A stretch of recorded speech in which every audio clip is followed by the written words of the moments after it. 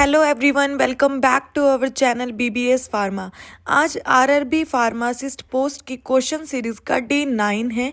ये question RRB pharmacist के अलावा अदर गवर्नमेंट फार्मासिस्ट के लिए भी इम्पोर्टेंट है। तो चलो आज की वीडियो शुरू करते हैं। हमारा फर्स्ट क्वेश्चन है, diseases like rickets, scurvy and beriberi occurs due to deficiency of rickets, scurvy और बेरीबेरी जैसी डिसीज किसकी डेफिशिएंसी की वजह से होती है? फर्स्ट ऑप्शन है अमीनो एसिड, सेकंड ऑप्शन है कार्बोहाइड्रेट्स, थर्ड ऑप्शन है लिपिड्स और फोर्थ ऑप्शन है विटामिन्स। तो इसका आंसर है विटामिन्स। जो रिकेट्स होता है वो विटामिन डी और कैल्शियम की डेफिशिएंसी की वजह से होता है। स्कर्बी जो है विटामिन सी की डेफिशिएंसी से होता है और बेरीबेरी जो है वो विटामिन बी1 की डेफिशिएंसी की वजह से होता है। तो ये तीनों डिसीज जो हैं वो विटामिन्स की डेफिशिएंसी की वजह से होती हैं। हमारा नेक्स्ट क्वेश्चन है, an example of rapidly acting anticoagulant. First option है राफ्रेन, सेकंड ऑप्शन है एटिनोल, थर्ड ऑप्शन है प्रोपेनोल और फोर्थ ऑप्शन है हेपरिन। तो इनमें से कौन सा फास्टली जो है एंटीकोगुलेंट की तरह एक्ट करता है? इसका आंसर है हेपरिन। हेपरिन जो है वो रैपिडली एक्टिंग एंटीकोगुलेंट है जो ब्लड क्लोट को बनने और उनको ग्रो करने से रोकता है। हेपरिन को आईवी या फिर सबक्यूटेनियस रूट से दिया जाता है। इसके अलावा जो हेपरिन है वो एक स्ट्रॉन्ग एंटीकोगुलेंट होता है क्योंकि ये एंटी थ्रोम्बिन और थ्रोम्बिन को अच्छे से रैप कर लेता है जो क्लोटिंग को प्रिवेंट करता है। तो इस मैकेनिज्म से क्या है, ये ब्लड क्लोट बनने से रोक देता है। नेक्स्ट क्वेश्चन है, equation that gives the rate of drug dissolution from a tablet is. Tablet के ड्रग डिसोल्यूशन रेट को हम किस इक्वेशन से डिटरमाइन कर सकते हैं? फर्स्ट ऑप्शन है फिक्सला, सेकंड ऑप्शन है नोएस व्हिटने इक्वेशन, थर्ड ऑप्शन है हेंडरसन इक्वेशन और फोर्थ ऑप्शन है मेंटन इक्वेशन। तो इसका आंसर है नोएस व्हिटने इक्वेशन। ये जो इक्वेशन है इसमें डी क्यू अपॉन में डी टी के डिसोल्यूशन रेट को रिप्रेजेंट करता है। डी यहाँ पे क्या है, डिफ्यूजन कोफिशिएंट है और ए क्या है, सरफेस एरिया। C1 क्या है, सोल्युबिलिटी है ड्रग की और C2 क्या है, concentration of substance in a bulk of solvent. तो इनसे क्या है, हम रेट ऑफ डिसोल्यूशन को डिटरमाइन कर सकते हैं टैबलेट के। नेक्स्ट क्वेश्चन है, creaming is a process. First option है रिवर्सिबल, सेकंड ऑप्शन है इरिवर्सिबल, थर्ड ऑप्शन है डाउनवर्ड और फोर्थ ऑप्शन है बोथ ए एंड सी। जो क्रीमिंग है वो कैसी प्रोसेस है? तो इसका आंसर है रिवर्सिबल।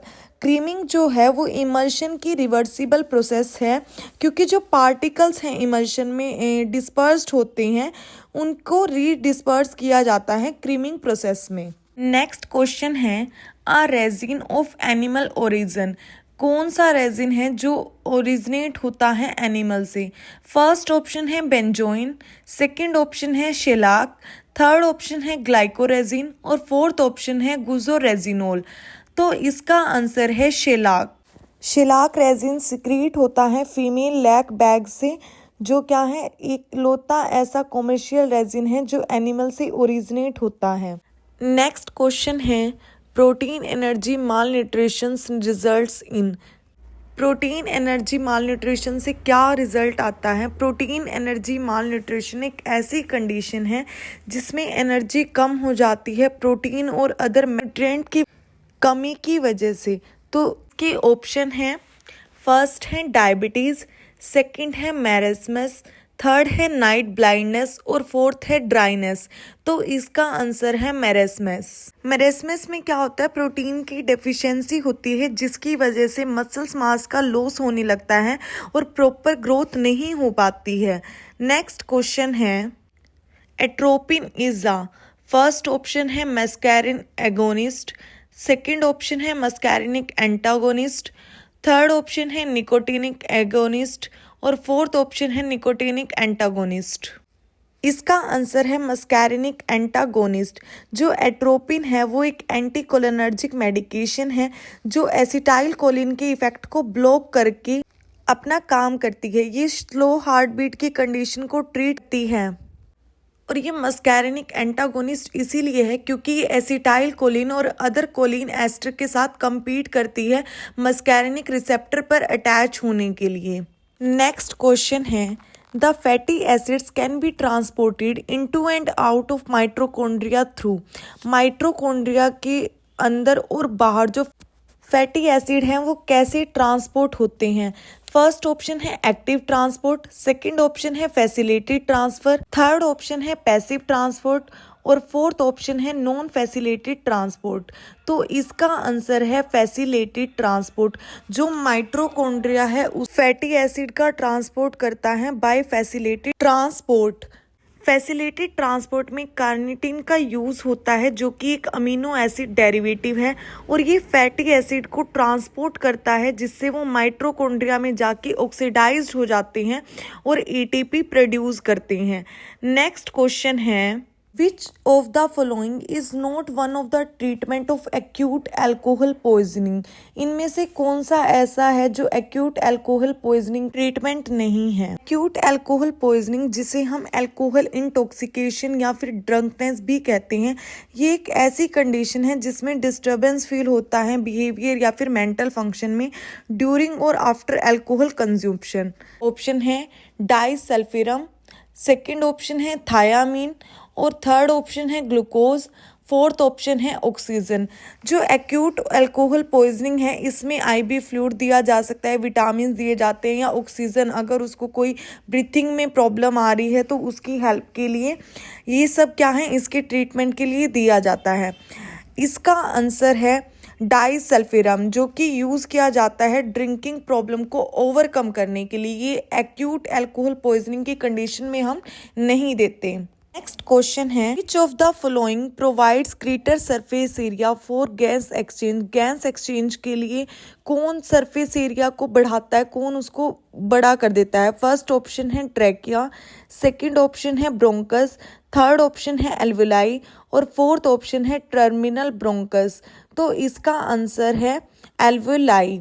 जो गैस एक्सचेंज होता है वो एल्वुलाई और ब्लड कैपिलरीज के बीच में होता है bye thin respiratory membrane. Alveoli जो है वो एक बैलून शेप एयर सैक होता है जो क्या करता है सरफेस एरिया को इंक्रीज कर देता है गैस एक्सचेंज के लिए।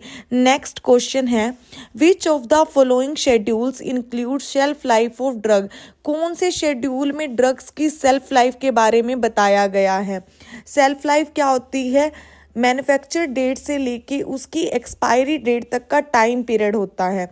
इसके ऑप्शन है शेड्यूल एफ, सेकंड ऑप्शन है शेड्यूल एम, थर्ड ऑप्शन है शेड्यूल जी और फोर्थ ऑप्शन है शेड्यूल पी।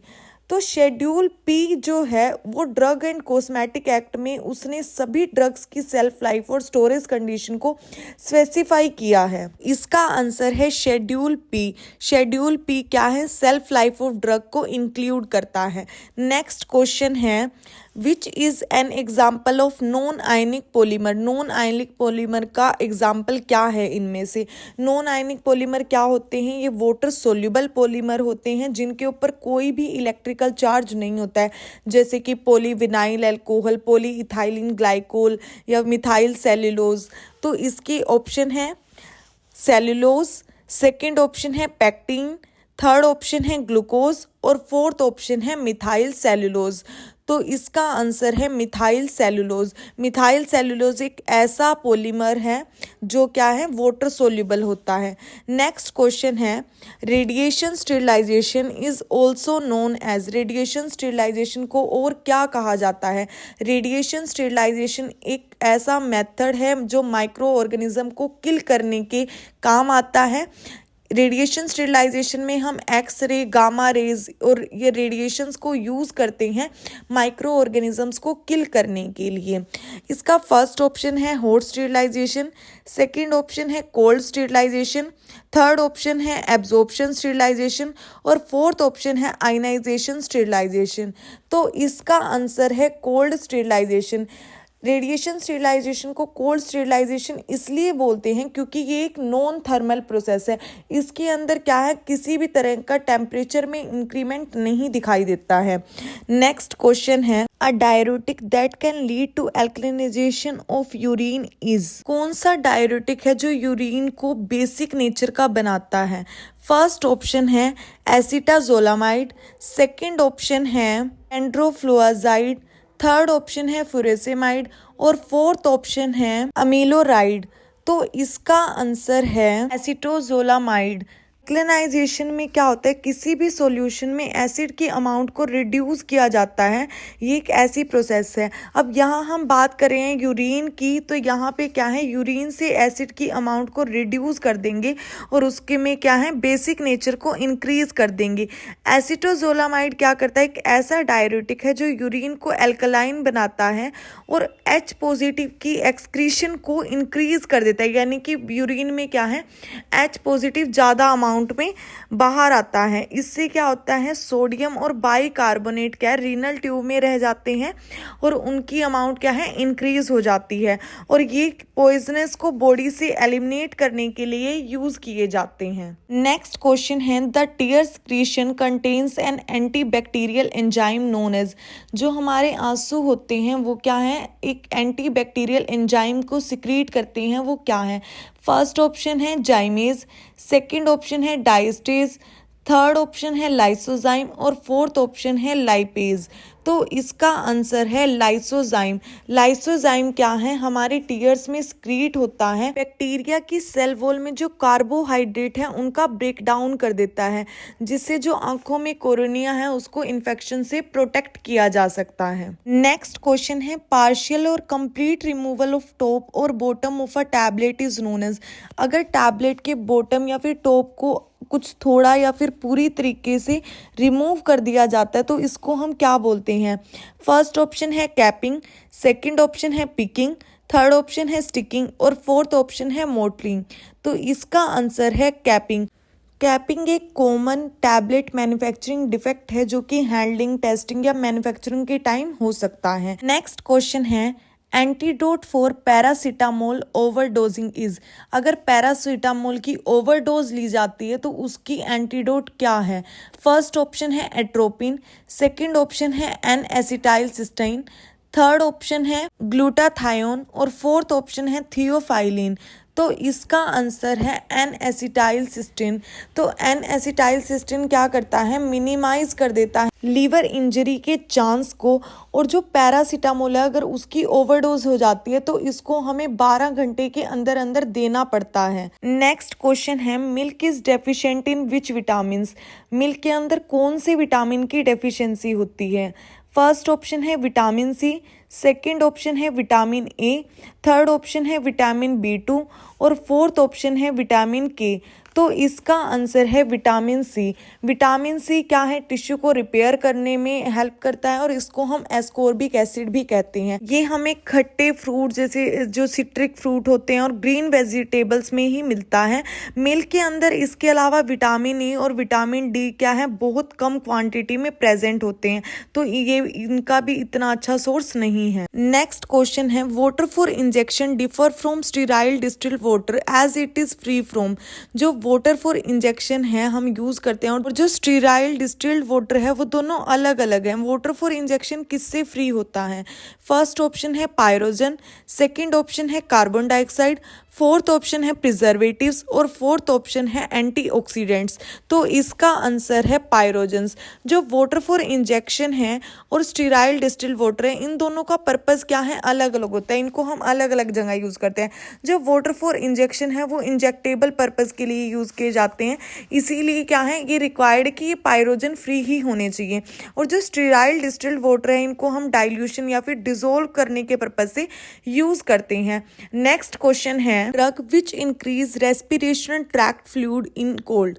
जो ड्रग क्या है रेस्पिरेशन ट्रैक्ट फ्लूइड को इंक्रीज कर देती है उसको हम क्या बोलते हैं। फर्स्ट ऑप्शन है एक्सपेक्टोरेंट, सेकंड ऑप्शन है लिंकटेसिस, ऑप्शन है लेक्सेटिव्स और फोर्थ ऑप्शन है ऑल ऑफ द अबव। तो इसका आंसर है एक्सपेक्टोरेंट। एक्सपेक्टोरेंट को हम कफ को ट्रीट करने के लिए यूज करते हैं। ये क्या करता है, म्यूकस को बाहर निकालने में हेल्प करता है, एयरवे सिक्रीशन को थिन करके। एक्सपेक्टोरेंट जो है वो कफ या स्नीजिंग एक्शन के थ्रू लंग्स और अपर रेस्पिरेटरी ट्रैक्ट से म्यूकस को बाहर निकालते हैं। इसी के साथ आज की वीडियो यहीं खत्म होती है। इसमें हमने 20 क्वेश्चन डिस्कस कर लिए हैं। ऐसी ही और वीडियो के लिए हमारे चैनल को सब्सक्राइब करें। Thank you everyone.